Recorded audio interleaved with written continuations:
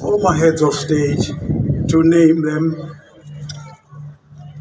President, Your Excellency Zuma, Your Excellency Motlanthe, and Your Excellency Mbeki, as well as, of course, Your Excellency Obasanjo, who was a dear friend to my father, members of the Buthelezi clan, the leadership of the Inkatha Freedom Party, amakhosi and izinduna, ministers, deputy ministers, leaders of government,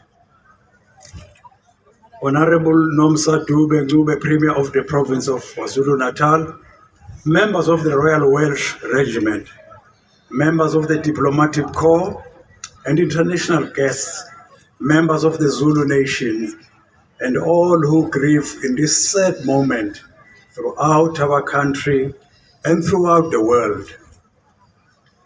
For as long as I can remember, my father, woMntwana, wakwaPhindangene, would call my siblings and I together in the evenings to spend time with him and our mother in prayer. It became a daily ritual, ingraining in us as his family the centrality of faith in Christ. As we lay woMntwana to rest, the refrain from his favorite hymn continually plays in my mind. I hear his voice even now, singing these words: "My hope is built on nothing less than Jesus Christ, my righteousness. I dare not trust the sweetest frame, but really lean on Jesus' name. On Christ, the solid rock, I stand. All other ground is sinking sand.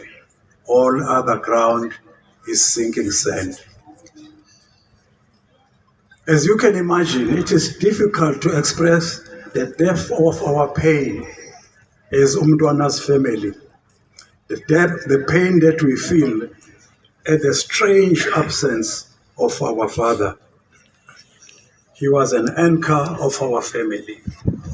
For his children, his great-grandchildren and grandchildren, there's never been a life without woMntwana.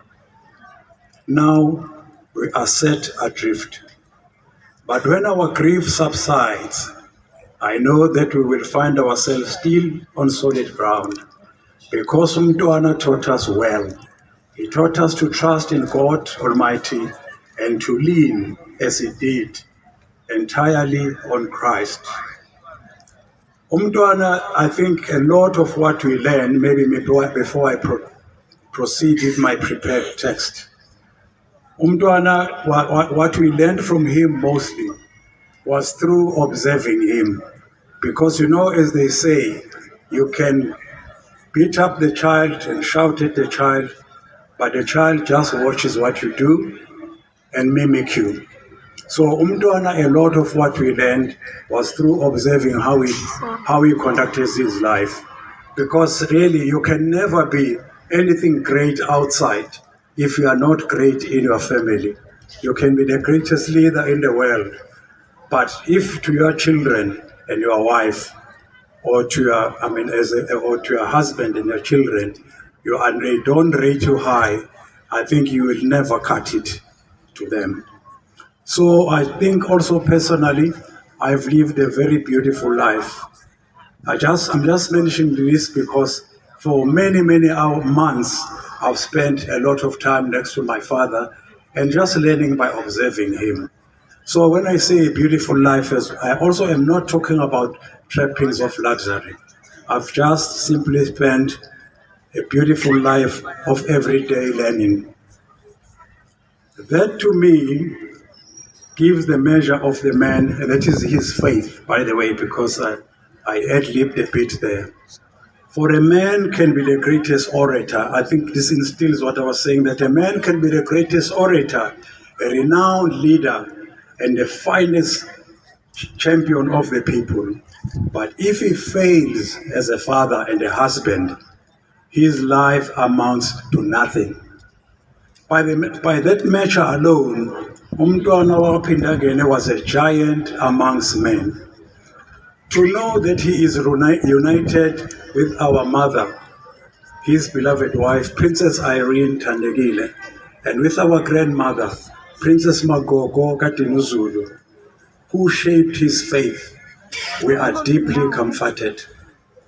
Mabhuku Sinikwa Konke, he is with our sisters, Princess Mandisi Sibuka Konke, Princess Mabhuku Sinikwa Konke, and Princess Letuxolo Bengithini.